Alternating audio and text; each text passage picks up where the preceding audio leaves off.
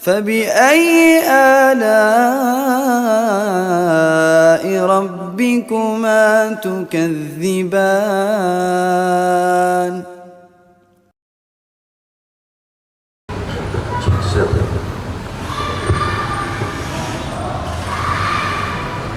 Assalamualaikum warahmatullahi wabarakatuh. Alhamdulillah, salatu wassalamu ala rasulillah wa alihi wa sahbihi. Alhamdulillah kepada sahabat teman yang sudah hadir di masjid yang mulia ini ya, Masjid Darut Taqwa Rasulullah SAW. Seperti biasa teman sudah kita menggelar kajian Islam ya, kajian ilmiah ya.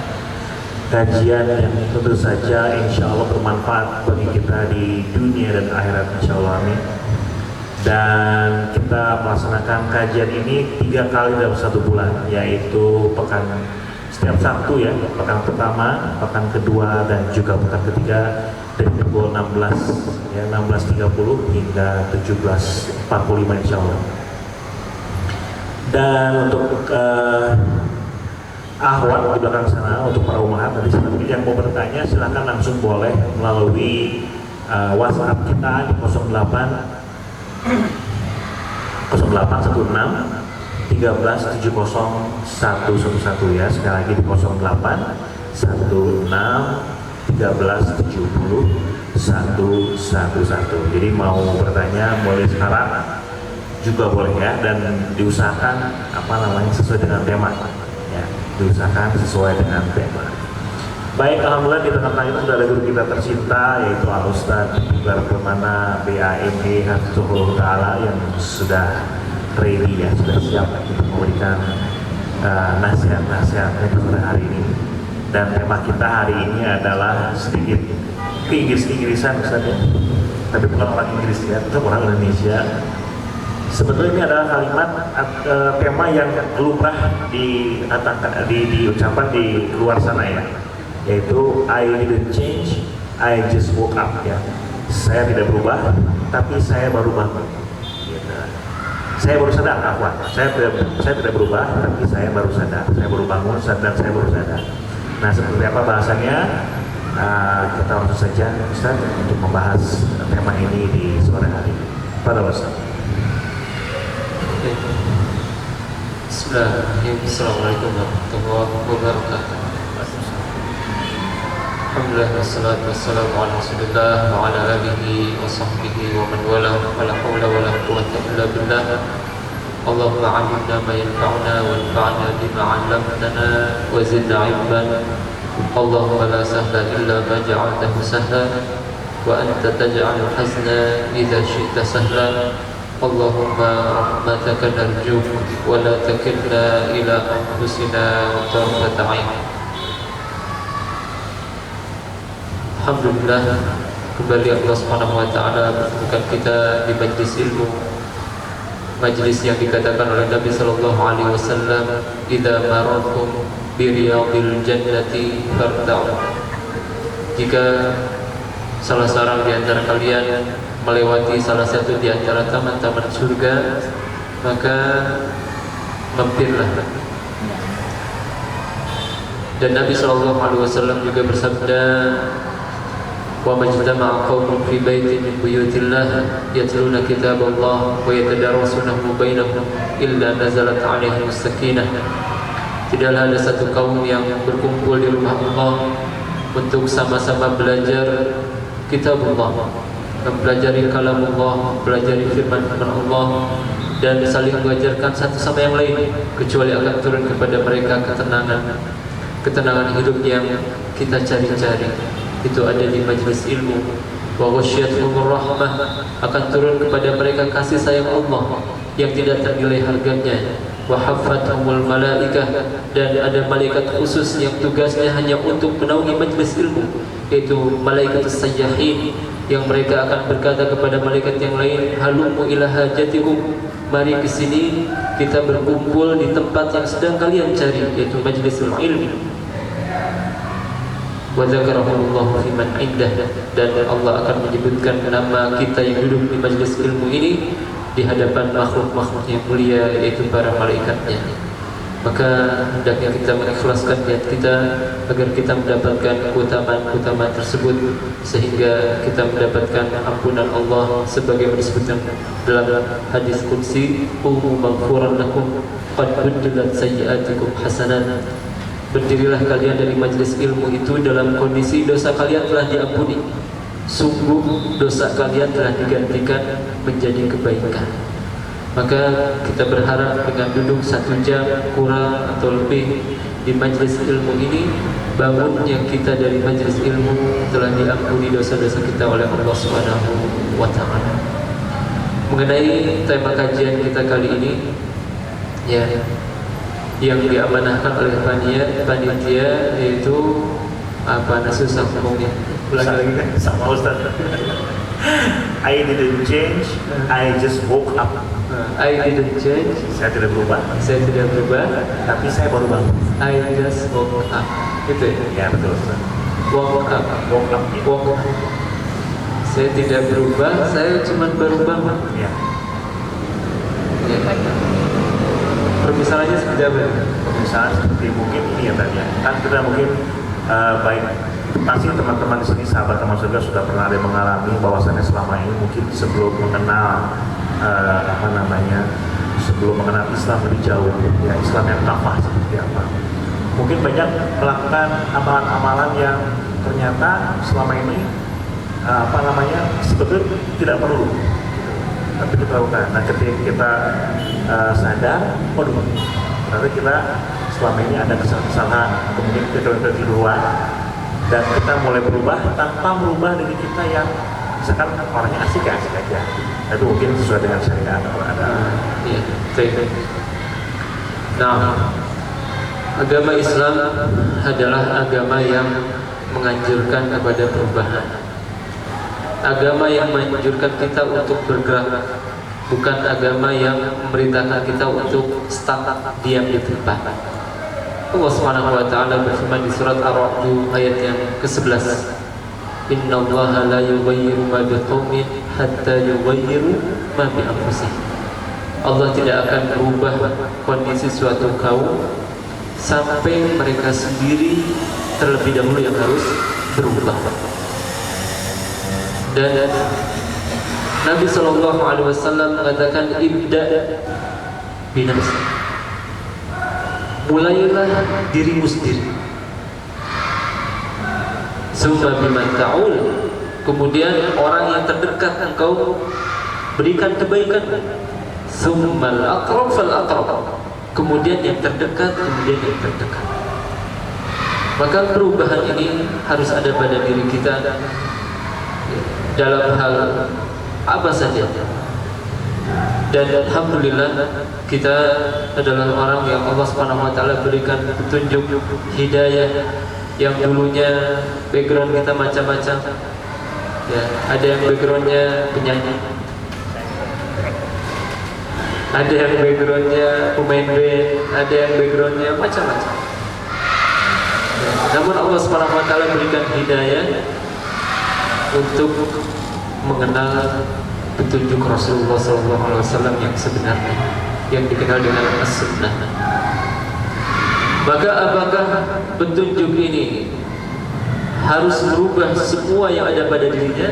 Jawabannya tentu tidak. Oleh karenanya Nabi SAW pernah menjelaskan, khairukum fil Islam, khairukum fil jahiliyah. Sebaik-baik kalian di masa Islam adalah sebaik-baik kalian di masa jahiliyah. Idza faquhu, ketika mereka belajar. Ya, maka orang yang belajar dia akan menjadi yang terbaik. Tentu selama dia mempertahankan kondisi kebaikannya yang sebelumnya. Ya, ada orang yang memang dia mudah bergaul, maka sifat mudah bergaulnya jangan sampai hilang ketika dia sudah menjadi orang yang mengenal sunnah. Jangan sampai ketika dia sudah mengenal sunnah berubah menjadi seperti kanebo garing. Apa itu kanebo garing? Kaku. Iya, kanebo kering, kaku. Ya. Ketika ditanya oleh diucapkan salam oleh tetangganya, Assalamualaikum, gak mau jawab. Alasannya apa? Oh ini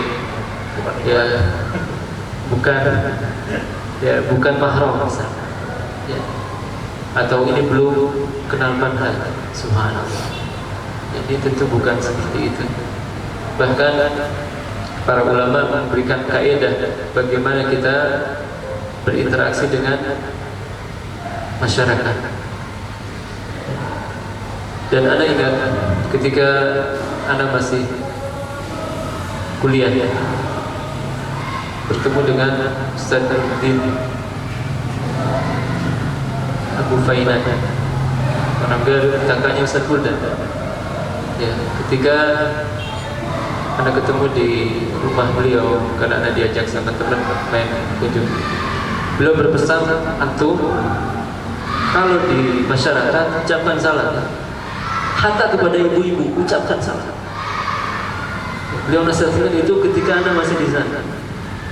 Ya, karena beliau tahu ada sebagian ikhwan hatta mahasiswa Timur Tengah itu ketika pulang ke masyarakat kaku, tidak bisa bersosial, sehingga masyarakat anti kepada dakwah. Ini ngapain ngaji sama orang kayak gitu, salam aja gak mau.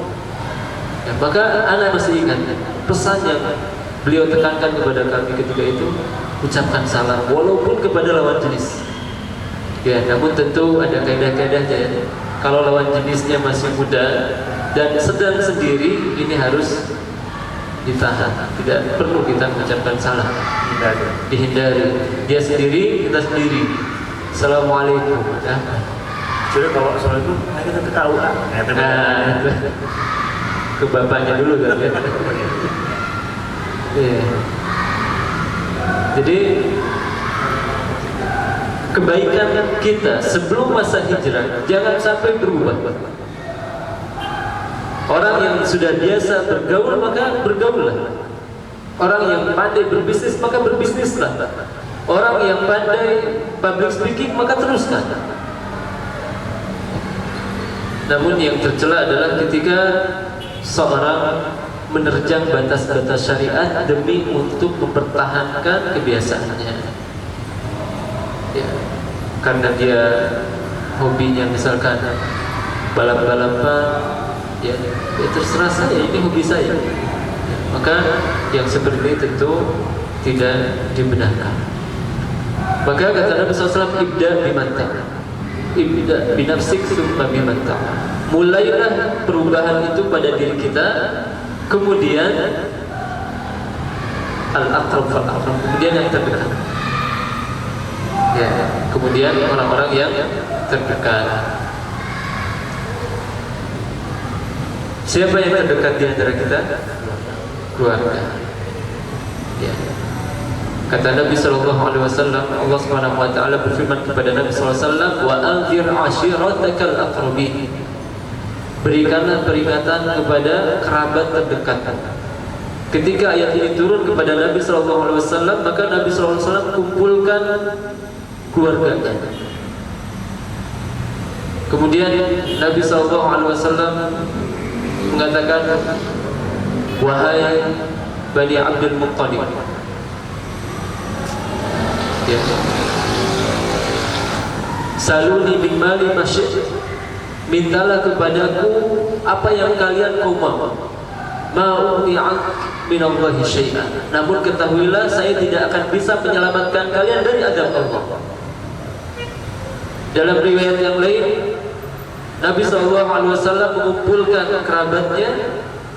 Kemudian Nabi SAW mengatakan, wahai kaumku, jika seandainya aku kabarkan kepada kalian bahwa di balik gunung ini ada pasukan yang akan menyerang kalian, amusaddiqiyya, apakah kalian akan membenarkanku?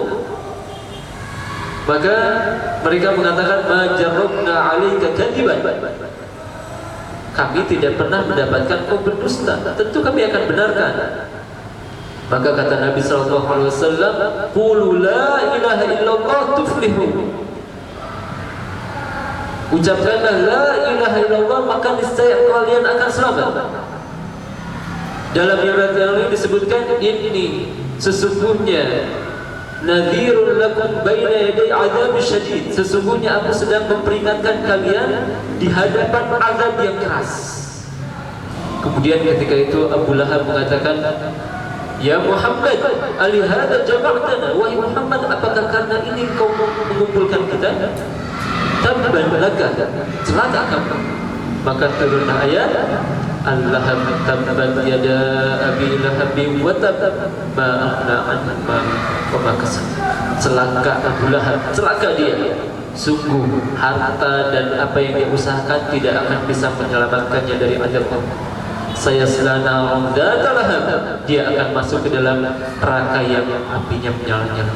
Wa mar'atuhu hammalatal hatab, demikian juga istrinya Ummu Jamil, dia pun akan masuk ke dalam neraka dengan membawa tali yang dia akan pakai untuk yang azabnya. Maka ya Nabi SAW memulai perubahan dengan dirinya sendiri. Beliau terbiasa berdiam diri di Gua Hiro, ya, karena apa? Beliau melihat bahwa masyarakatnya ketika itu sudah sangat rusak, ya. Dan Nabi tidak melakukan ibadah apa-apa di Gua Hiro, maka tidak ada syariat kita itu harus menyendiri. Ya, Anda masih ingat ketika dulu kerja di PT, ya, di pabrik malam-malam, shift 3. Shift 3 itu jam berapa? Nanti pernah kerja shift 3 tidak? Oh, gak pernah ya. Gak pernah merasakan berangkat kerja ngantuk itu, gak pernah ya? Malah ada shiftnya kan? Oh, gak ada shiftnya ya, 24 jam. Masya Allah. Nah, itu Anda pernah merasakan kerja shift 3. Jadi kerjanya di shift, ya. Itu berangkat dari rumah itu jam 10 malam, orang tidur, ini berangkat kerja, ya Allah musta'an. Itu berat sekali rasanya. Kemudian ketika di kerjaan, leadernya itu leader operator. Kalau Anda QC, quality control, nanti di sana satu ruangan dengan operator yang sedang produksi. Leadernya itu orang yang punya penyimpangan. Dia agamis tapi menganut satu pemahaman tertentu yang cukup ekstrim. Nah, kemudian di waktu istirahat dia selalu menyendiri di musola, ya, menyendiri di musola, kemudian matikan lampu, kemudian dia zikir putar-putar. Awalnya pelan, makin kencang, makin kencang. Karena subhanallah, ya. Jadi dia meyakini bahwa ibadah di tempat sendiri plus digelapkan itu ibadah khusus.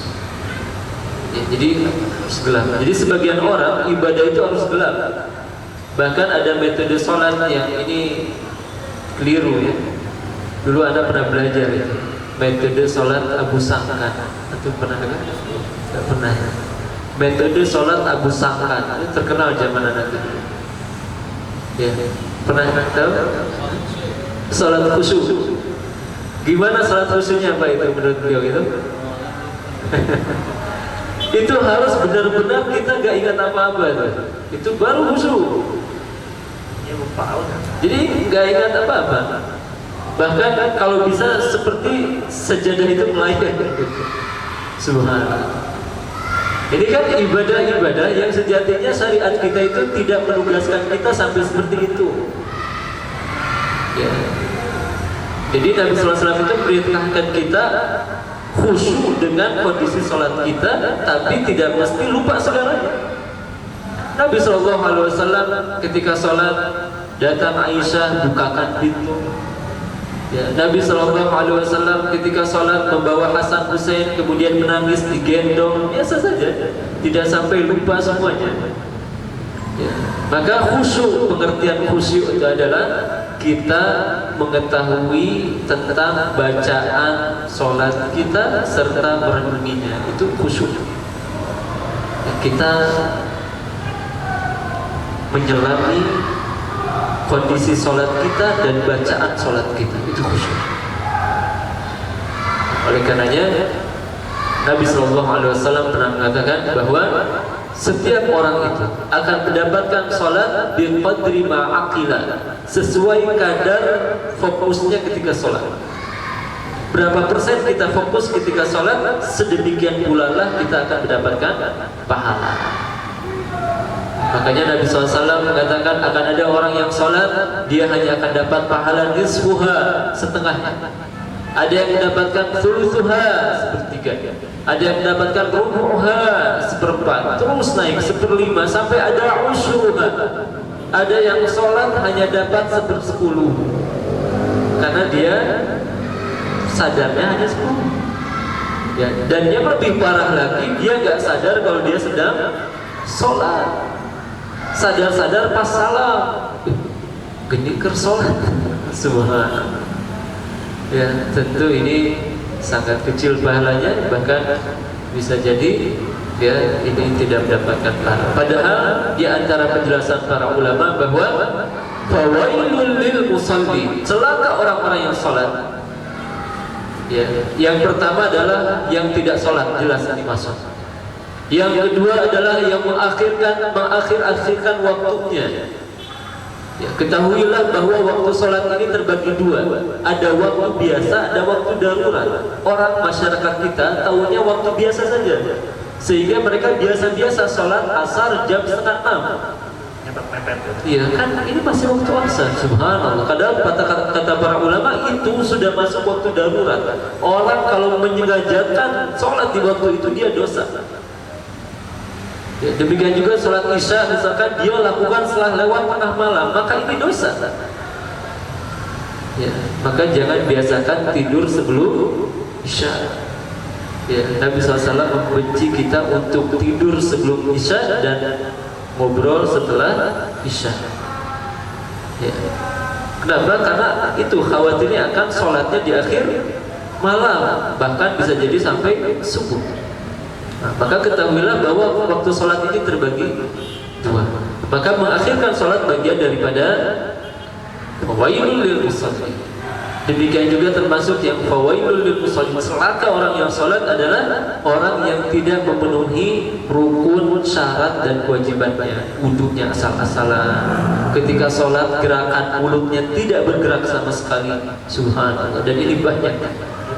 Diam saja, kita lihat ini orang sholat tidak, diam saja dalam hati. Maka ketahuilah, para ulama mengatakan sholat seperti ini tidak sah. Para ulama itu berselisih, apakah harus sampai mendengar diri sendiri atau tidak. Itu yang diperselisihkan. Adapun kalau tidak bergerak mulutnya, maka sepakat ini tidak sah. Kemudian juga ya berkaitan dengan wudunya, banyak orang wudu asal-asalan. Ya, terutama berkaitan dengan tangan. Ya. Jadi wudunya itu ketika tangan hanya gini-gini saja. Asal. Kaki juga sama. Ya, cuma subhanallah. Ini kata Nabi SAW, wa'ilul lil aqabi minan nar. Celaka tumit-tumit yang ada di neraka. Ya, karena tidak sempurna dalam wudunya. Ya. Maka yang tidak memenuhi syarat rukun dan kewajibannya, dia terancam ayat ini, fawailul lil musallin. Kemudian kata para ulama juga yang terancam ayat ini adalah yang tidak khusyuk. Subhanallah. Ya, ini yang kita khawatir ya. Jangan-jangan kita ini termasuk ke dalam ayat itu. Ya. Jadi jangan merasa aman, saya mau sholatnya tepat waktu. Alhamdulillah, rukun wajib saya hafal. Ya, saya terus penuhi. Ketahuilah bisa jadi kita terkena dari sisi ini. Ya. Yaitu orang yang tidak khusyuk salatnya. Padahal Allah Subhanahu wa taala sebutkan sifat orang yang beriman yang pertama apa? Qad aflahal mu'minun alladzina hum fi salatihim khusyu'un. Beruntung orang beriman, yaitu yang ketika salat mereka khusyuk. Maka ya, hendaknya kita memperbaiki salat kita agar kita urusannya baik. Karena kalau salat seorang baik, maka semua urusannya baik. Dia sudah bisa merubah orang lain. Kalau salat sendirinya belum beres, maka jangan harap dia bisa merubah orang lain. Oleh karenanya Nabi SAW itu disebutkan oleh para sahabat, idza hadabahu amrun fazi'a as-salah. Nabi itu kalau sedang galau maka beliau segera salat. Ya, jadi Nabi itu kalau lagi galau nggak update status. Kalau galau itu jangan update status, salat. Wasta'inu bis-sabri was-salah. Allah katakan minta tolonglah kepada Allah dengan sabar dan salat. Ya, bukan dengan curcol sana sini. Ya, curcol atau curcol. Curhat lain. Ya. Jadi subhanallah. Maka ya perubahan ini harus kita lakukan. Oleh karenanya setiap muslim wajib berdakwah. Ya, setiap muslim itu wajib berdakwah. Allah Subhanahu wa taala puji umat Islam ini sebagai umat terbaik. Kenapa? Allah firmankan, kuntum khairu ummatin ukhrijat linnas ta'muruna bil ma'ruf wa tanhauna 'anil munkar wa tu'minuna billah. Sungguh kalian ini adalah umat terbaik yang dikeluarkan di tengah manusia. Apa sifatnya? Kalian beramar ma'ruf nahi munkar. Ya, dan kalian beriman kepada Allah. Demikian juga Allah Subhanahu wa taala memuji sifat orang-orang beriman, wal mu'minuna wal mu'minat ba'duhum awliya'u ba'd ya'muruna bil ma'ruf wa yanhauna 'anil munkar. Orang yang beriman satu sama yang lain itu senang membantu. Apa sifat mereka? Senang amar ma'ruf nahi munkar. Ya, senang melakukan perubahan pada orang lain. Dia tidak mencukupkan dirinya sendiri. Saya sudah soleh, sudah beres. Sebagian sahabat salah faham tentang ayat yang ada di surat Al-Maidah. Ya, itu Allah Subhanahu wa taala berfirman, ya ayyuhalladzina amanu 'alaikum anfusakum la yadurrukum man dhalla idza hadaitum. Wahai orang-orang yang beriman, urusi diri-diri kalian. Orang sesat di antara mereka hendaknya jangan membahayakan kalian. Sebagian orang ya, itu gara-gara ayat ini tidak mau amar ma'ruf nahi munkar. Ya kan Allah katakan alaikum anfusakum, kalian urusi diri-diri kalian, jaga diri kalian. La yadurukum man dhalla idza hadaitum. Jangan sampai orang yang sesat membahayakan kalian. Sebagian orang tidak mau beramar ma'ruf, tidak mau merubah orang lain gara-gara ayat ini. Maka ketika Abu Bakar As-Siddiq radhiyallahu ta'ala anhu melihat sebagian orang salah memahami ayat ini, mereka hanya mengurusi diri-diri mereka saja, maka Abu Bakar As-Siddiq beliau berdiri kemudian mengatakan, innan nas, ya, sesungguhnya sebagian orang salah kira tentang ayat ini.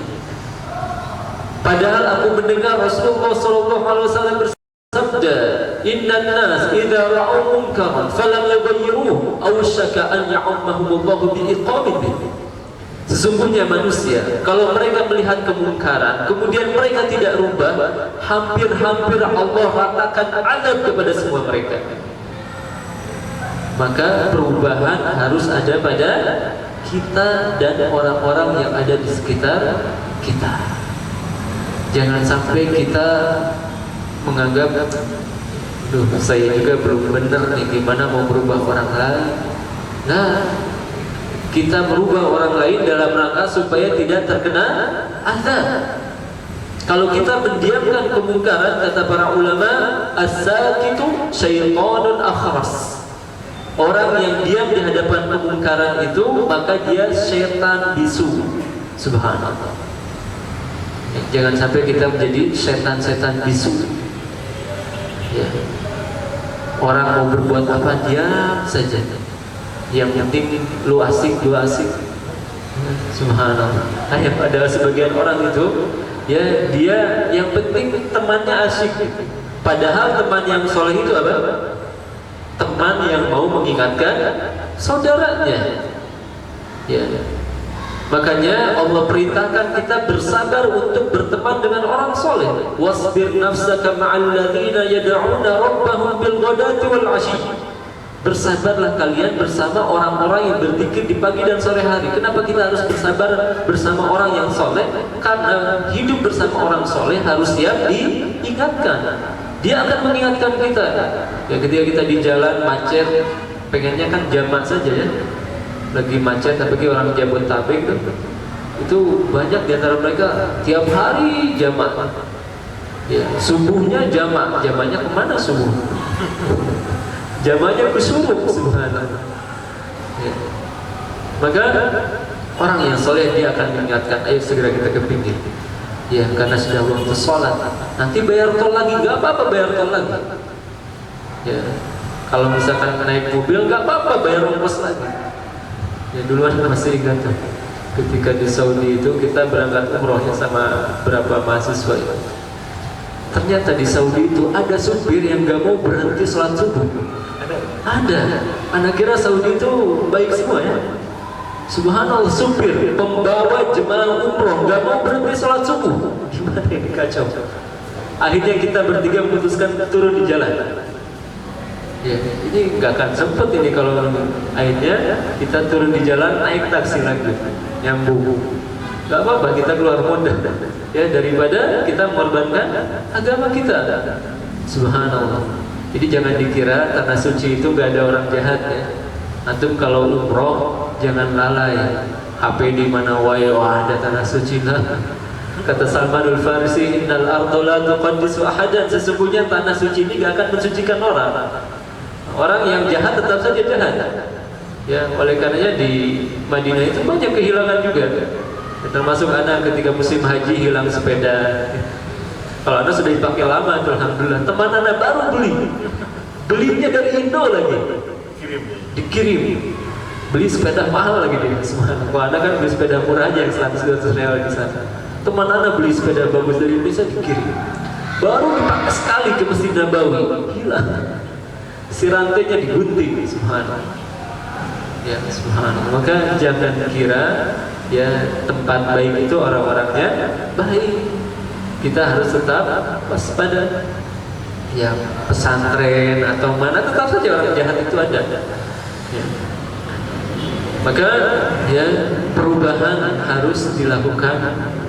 Jangan sampai kita mengurusi hanya diri sendiri, tapi dengan cara yang baik, dengan cara yang asyik. Ya, jangan sampai kita ingin memaksakan keyakinan kita sementara mereka belum siap, dan ini yang banyak terjadi. Ingat, dakwah itu butuh kepada yang namanya sabar. Kalau tidak bisa bersabar maka jangan berdakwah. Cari kegiatan lain saja. Betul. Karena orang yang tidak bersabar akan lebih merusak daripada memperbaiki. Ya. Misalkan dia mau ngajar di suatu kampung tapi nggak sabaran, marah-marah saja kerjaan. Ya, tahdir sana, tahdir sini, kafir sana, kafir sini. Oh, mereka tuh ahli neraka semua. Subhanallah. Orang lari dari mereka, orang lari dari seperti ini. Bahkan bisa jadi gara-gara dia satu kampung gak mau mengenal sunnah, gak mau mengenal kebenaran karena orang yang dakwahnya keras seperti itu. Karena dakwah itu bukan seperti silat, main pukul sana pukul sini. Ya, dakwah itu butuh strategi. Di antara strateginya adalah sabar. Ya, jangankan kita, orang yang ada di atas kebenaran, orang yang di atas kebatilan saja mereka sabar dakwahnya tuh. Ya, Allah Subhanahu wa taala firmankan, "In kana yudilluna an alihatina laula an sabarna 'alaiha." Hampir saja Muhammad itu menyesatkan kami, Luhan. Subhanallah. Ini kata orang-orang musyrik. Allah firmankan dalam Al-Quran, "In kana yudilluna law yudilluna an alihatina." hampir saja Muhammad itu menyesatkan kami. Laula an sabarna 'alaiha, kalaulah kami tidak bersabar terus beribadah kepada berhala kami ini. Subhanallah. Jadi orang musyrik itu sabar. Orang musyrik mereka sabar. Allah katakan, Allah sabar. Ya. Maka orang musyrik saja bisa bersabar, lagi kita, masa kita tidak bersabar? Ya, 50-60 tahun yang lalu, Pak, wanita yang terlihat auratnya atau mungkin lebihnya itu kan malu ya. Jadi kan ada nenek moyang kita itu kan masih apa tuh, samping sarung itu ya, pakai kebaya ya, walaupun itu kan tidak dibenarkan juga, tapi masih menutup gitu. Ke bawah itu harus menutup. Kemudian di tahun berapa itu ada orang-orang yang coba berani UKMC ya, buka aurat dia ya, mulai dari lutut kemudian naik. Dia bersabar, padahal ketika itu dia dicela oleh orang. Dia dicela, ini orang ini gak tahu kesopanan pakai pakaian seperti itu, tapi dia sabar. Subhanallah. Dia bersabar di atas kebatilannya sampai kebiasaan ini menyebar. Dan Anda perhatikan Sukabumi ini termasuk bagus ya. Jadi jarang kita lihat perempuan pakai pakaian yang terlalu seksi. Ya, beda dengan Bandung, Jakarta. Subhanallah. Ini dahsyat. Sukabumi mungkin dia masih malu karena masih jarang sekali di sana. Ya, ini yang Anda perhatikan, nggak tahu kalau dunia malamnya ya. Tapi alhamdulillah ini Sukabumi ini adalah kota yang patut kita syukuri. Ya, dari segi aurat alhamdulillah lebih terjaga. Dari segi macet alhamdulillah wajah. Dari segi geng motor jarang. Ya, anak sekali-kalinya lihat geng motor itu. Ya, pawai dari arah Nagrak gitu ya. Tapi itu pun mereka cuma bawa bendera. Ya. Gak macam-macam gitu kelihatannya. Berbeda dengan ketika dulu di Bandung itu, subhanallah, ya luar biasa. Ya, demikian juga dari segi polisinya lebih baik. Ya, jarang di sini ada razia. Ya nggak Pak? Ya. Jarang kalau tahu jadwalnya. Kalau tahu jadwalnya jarang. Subhanallah, di Batu itu tiap hari aja ya. Ya mungkin itu ada baiknya juga kan supaya orang benar-benar disiplin. Ya, tapi sebagian orang itu kadang ya mereka terjerumus ke dalam kesalahan, ya akhirnya nyogok polisi dan seterusnya. Ya maka ya sekali lagi kita harus melakukan perubahan. Ya, sesuai dengan kemampuan kita, karena dakwah itu adalah wajib. Allah firmankan, wal takum minkum ummatun yad'una ilal khair wa ya'muruna bil ma'ruf wa yanhauna 'anil munkar wa ulaika. Hendaknya ada di antara mereka orang-orang yang mau beramar ma'ruf nahi munkar. Ya, mereka adalah orang-orang yang terbaik. Maka jadilah kita bagian daripada umat terbaik ini. Dan ya, dakwah ini adalah sesuatu yang diwajibkan dan menjadikan kita orang paling mulia. Allah Subhanahu wa taala berfirman, "Wa man ahsanu qawlan mimman da'a ila Allah wa 'amila shalihan." Siapakah di antara manusia yang ucapannya lebih baik melebihi para pendakwah. Di antara contohnya, di antara contoh para pendakwah yaitu seorang yang bernama Abdurrahman As-Sumaim. Ada yang tahu kan Abdurrahman As-Sumaim? Pernah dengar? Abdurrahman As-Sumaim ini seorang yang lahir di tahun 1547 di daerah Kuwait. Ya, beliau asli Kuwait. Beliau ya di usianya yang SMA itu mulai belajar melakukan kegiatan sosial. Dia bersama teman-temannya membeli mobil, ya. Kemudian mobil ini dia jadikan transportasi untuk orang-orang yang tidak punya uang, gratis. Maka semenjak itu dia sudah mulai mencintai kebaikan. Dan ini orang seperti ini ya insya Allah banyak. Dan anak masih ingat dulu ketika di kampus UIN itu ada satu orang muda belum nikah, kerjanya apa? Setiap hari dia kayak tukang taksi. Ya, di belakang bagian kampus itu kan ada orang-orang yang mau ke Masjid Nabawi ya sore. Dia itu kayak tukang taksi, padahal dia orang Saudi. Gengsi orang Saudi itu jadi taksi, kecuali yang butuh ya, yang sudah bapak-bapak. Ini dia masih muda ya. Dia kayak tukang taksi. Haram. Ngajak orang ke haram, maksudnya ke Masjid Nabawi, tanah haram. Sudah penuh, berangkat dia. Pas dibayar enggak? Ini dilakukan hampir tiap hari. Jadi ada sebagian orang yang seperti itu. Jadi dia cari kebaikan yang orang tuh gak kepikiran. Oh ternyata ada orang yang kegiatan sore harinya itu berkunjung ke rumah sakit hanya untuk menghibur orang-orang sakit. Ada orang yang setiap harinya itu masuk ke kuburan baki, mengambil pelajaran, doakan, sudah itu. Ya, dia punya kebaikan andalan. Nah ini Syekh Abdurrahman As-Sumaid, beliau itu lulusan kedokteran jurusan bedah tahun 1972 di Baghdad. Baghdad mana? Ya, di Irak. Kemudian di tahun 1974 beliau melanjutkan diplom ya di Manazil Haram di Jamiah Liverpool mana? Inggris.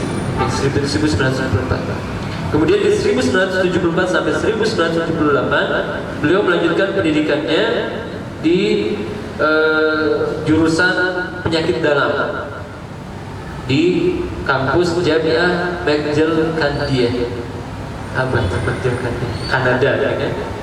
Kemudian di tahun 1979 sampai 1980 beliau menjadi penulis mengenai penyakit kanker. Jadi bahis ya.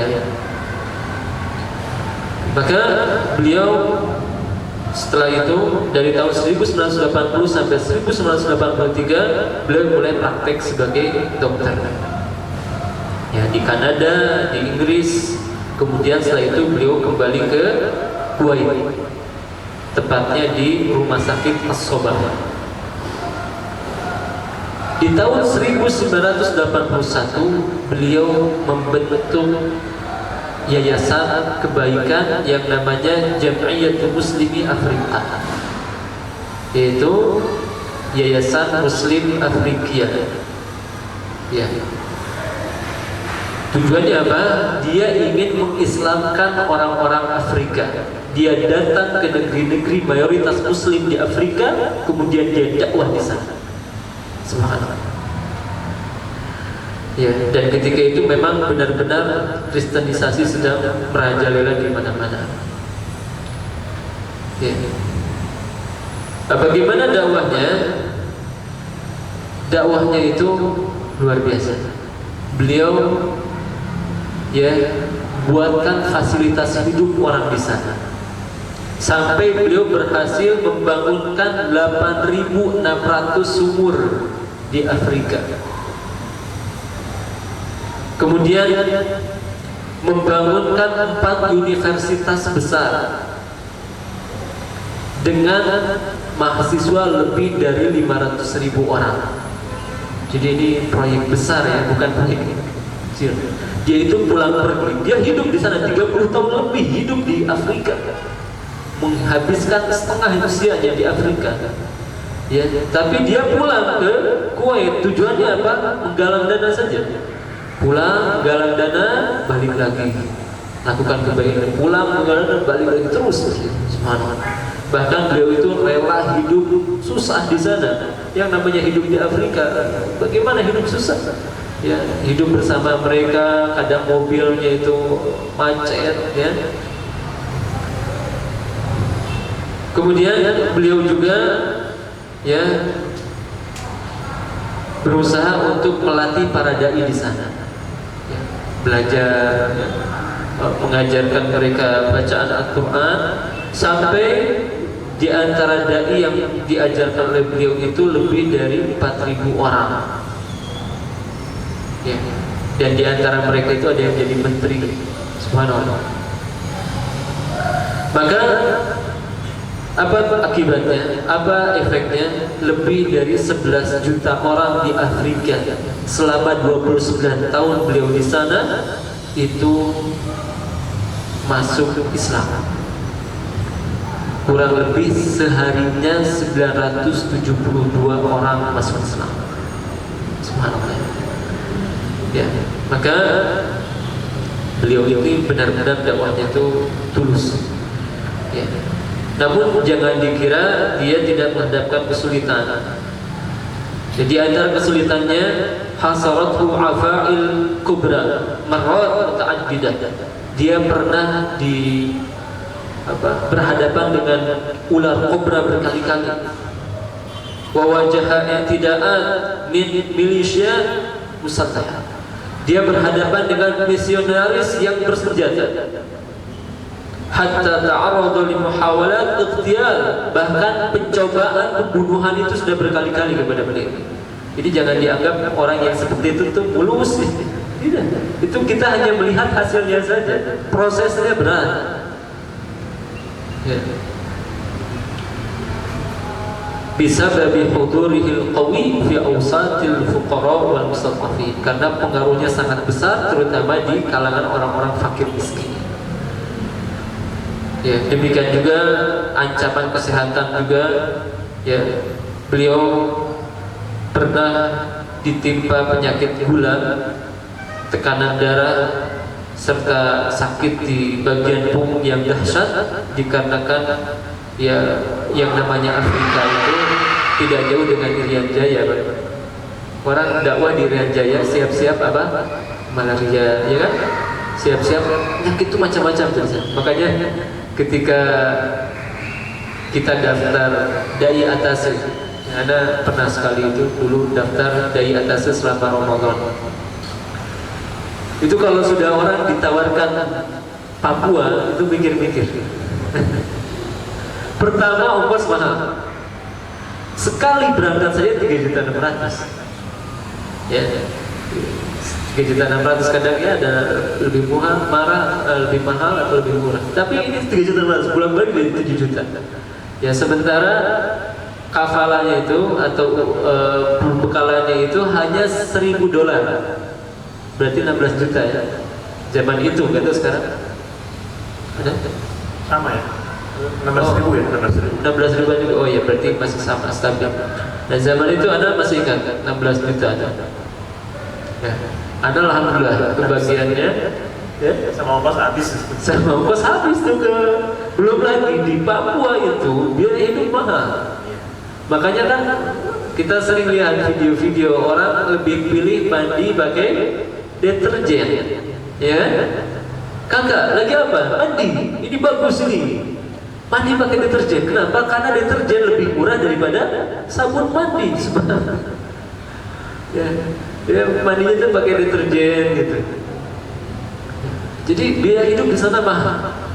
Apa-apa mahal. Termasuk zaman dulu itu pulsa saja jauh lebih mahal daripada kalau beli di luar. Sekarang kan sudah ada m-bankingnya, lebih mudah. Zaman dulu kan harus ke counter gitu. Nah, maka orang kalau mau ke sana itu pikir-pikir. Pertama, ancamannya jauh lebih dahsyat. Ya, orang-orang Papua itu keras. Ya, makanya teman kuliah itu terkenal, siapa namanya? Sadfadlan Garamantan, tahu ya? Dai sabun, ya, dai yang mengislamkan orang dengan cara memandikan. Ini beliau cerita dulu satu kelas di Universitas Ibnu Khaldun. Beliau cerita, dan ini kan ceritanya pun beliau sering ya. Jadi ya sampai kadang terkena apa, dipanah orang gitu, itu biasa gitu. Ya, maka ya yang namanya dakwah itu butuh kepada kesabaran. Ya. Adapun anak ditugaskan ke Mentawai, ya, nyampe ke sana Pak, gak ada mobil ternyata. Ya, sudah mah di pesawatnya itu, di pesawat. Ya, kalau ke Padang kan pakai pesawat, dari Padang ke sana itu pakai kapal. Karena Anda nggak tahu kalau ada pesawat kecil, ya, pakai kapal dulu. Itu kacau ya. Istri Anda pingsan, kondisinya gak ini. Sampai di sana nggak ada mobil. Akhirnya apa? Kita naik truk. Ya, bayangkan, Anda sama istri, ya, baru nikah gitu. Jadi kata dai sana, wah ini Ustadz sekalian bulan madu katanya. Akhirnya kita naik truk. Istri Anda ke depan, Anda di atas sama tukang sayur. Subhanallah, ini mau kemana? Gak tahu kita. Makin sana, makin dalam, makin dalam, makin dalam. Ya, ternyata kita dibawa ke satu tempat yang listrik hanya 3,5 jam. Cari sinyal susah. Ya harus ke pantai dulu baru ada sinyal. Itu pun jangan harapkan ada sinyal internet. Ya, sinyal telepon biasa. Ternyata di sana setiap ada satu masjid diapit oleh 2 gereja. Subhanallah. Ya, itulah benar kata Syekh Abdul Razak Al-Badr. Beliau pernah bercerita, saya merasa sudah berjasa sekali dakwah di pelosok. Jadi beliau sudah merasa berjasa sekali dakwah di pelosok. Ternyata di sana sudah ada misionaris wanita yang bertahun-tahun hidup di sana. Ya, beliau ceritakan itu sambil nangis. Syekh Abdul Razak Al-Badr Hafizahullah. Jadi beliau sudah berasa berjasa datang ke tempat terpencil. Ternyata wanita, saingannya wanita. Allah musta'an. Ya, maka di Mentawai itu satu masjid diapit 2 gereja. Maka kita jangan pede ya.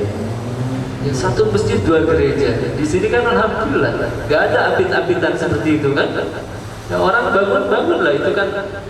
Ya, hak mereka selama memang diizinkan oleh pemerintah. Walaupun sebenarnya pemerintah muslim itu hendaknya jangan mengizinkan orang agama lain membangun tempat ibadahnya di negara muslim, tidak boleh.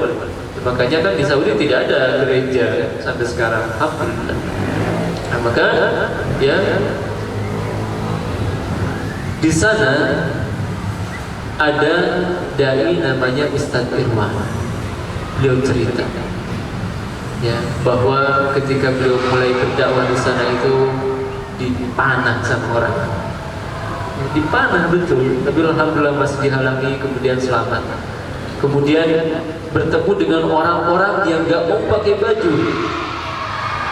Ya, beliau mulai merintis pesantren, santrinya pada gak mau pakai baju.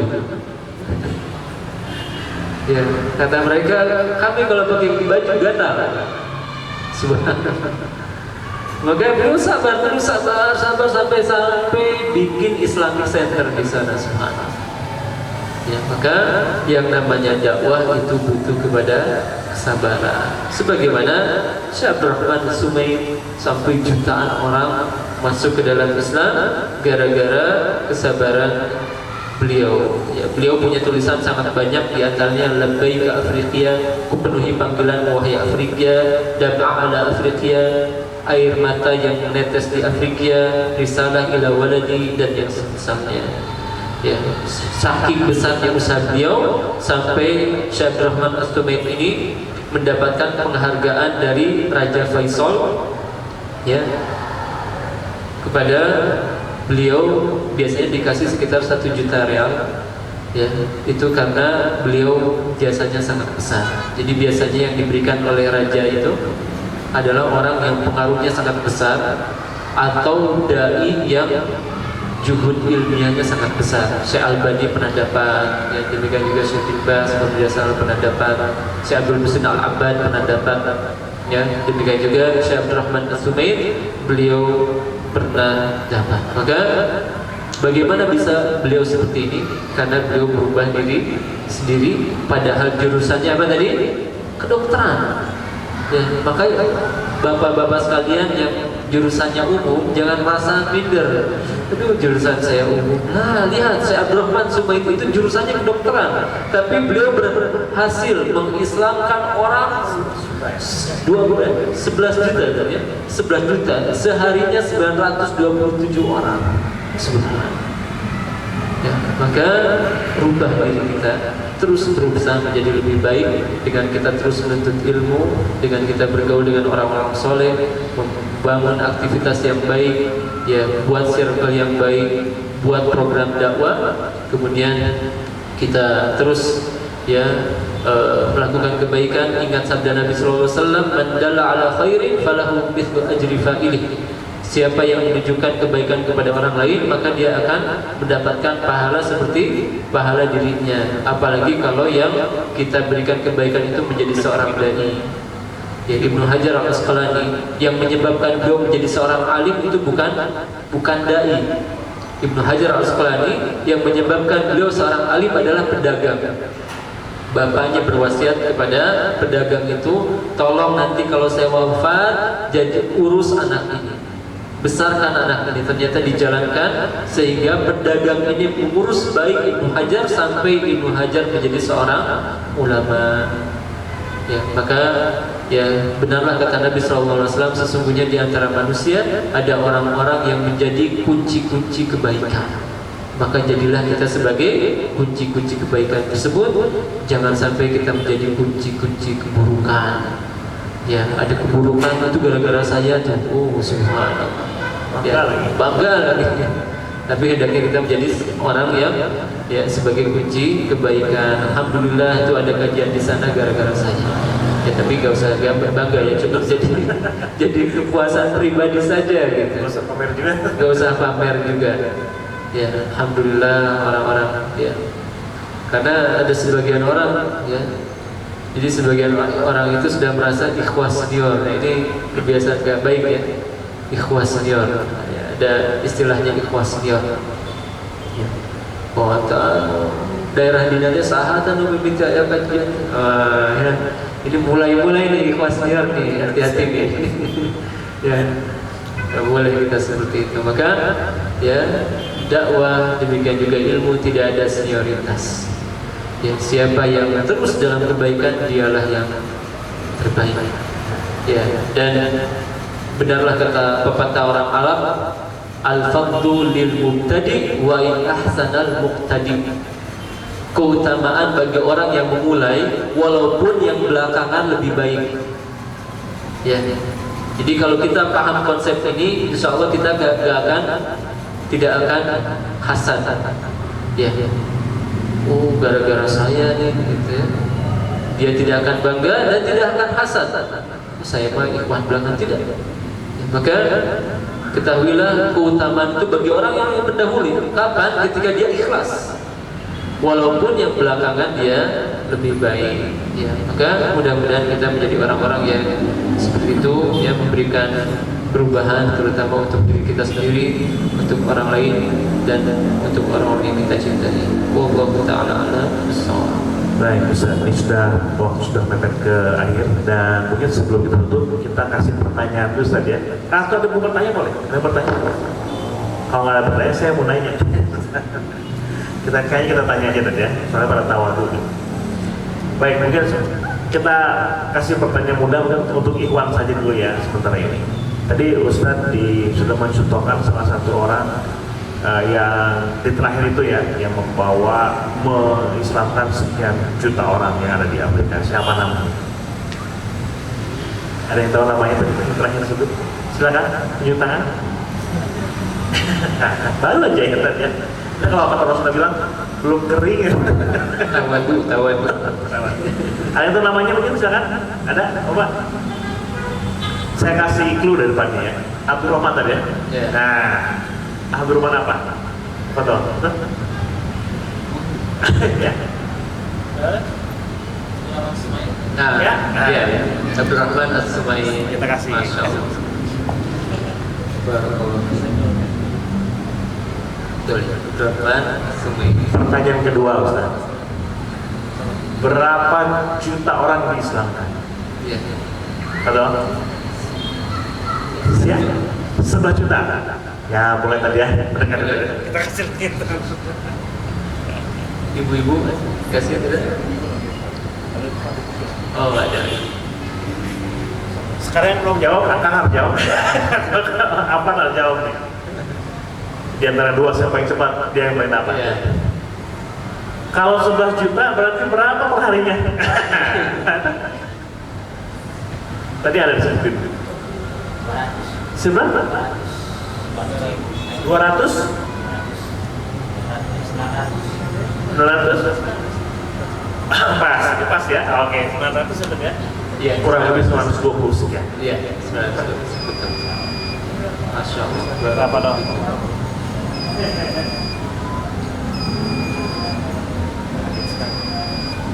Mereka sudah masuki waktu menjelang maghrib, mungkin ada produk Ustaz untuk di sore hari ini agar lebih sabar lagi dalam menjalani kehidupan. Iya. Nah, kita hidup di akhir zaman yang mana kalau kita bersabar menghadapi ujian kehidupan ini, baik ujian syahwat maupun ujian syubhat, kata Nabi SAW, falahum ajrun khamsun, bagi mereka pahala 50 orang. Maka para sahabat pertama, minhum atau minhum, ya, dari mereka atau dari kita, ya. Maka Nabi SAW menegaskan dari kalian, yaitu dari para sahabat. Maka kalau kita bersabar menghadapi ujian akhir zaman ini dengan kita merubah diri sendiri, merubah orang lain, menjadi soleh diri sendiri dan muslim, memperbaiki orang lain, maka insya Allah kita akan mendapatkan pahala 50 orang sahabat. Dan Nabi SAW mengatakan tuba lil ghuraba, beruntunglah orang-orang yang asing. Siapa itu? Unasun solihuna fi unasin su'in kathir, orang-orang soleh di tengah orang-orang yang sudah rusak. Man ya'sihim aktsar mimman yuti'uhum, orang yang mau setuju dengan mereka itu lebih sedikit daripada orang yang menyelisihi mereka. Maka bersabarlah kita menghadapi ujian akhir zaman ini, terus menjadi orang soleh dan berusaha untuk memperbaiki orang lain, maka insya Allah kita akan menjadi umat terbaik. Wallahu ta'ala bissawab. Jazakallahu atas nasihat yang diberikan kepada kita para sahabat dan surga sore hari ini. Insya Allah nanti akan bisa dilihat di YouTube ya, setelah nanti kita upload untuk meroja kembali apa yang kita hari ini. Baik, sudah masuk waktu azan, kita pun harus segera menutup perjumpaan kajian kita di sore hari ini, yaitu dengan doa kafaratul majelis. Subhanallahumma wa bihamdihi. Assalamualaikum warahmatullahi wabarakatuh.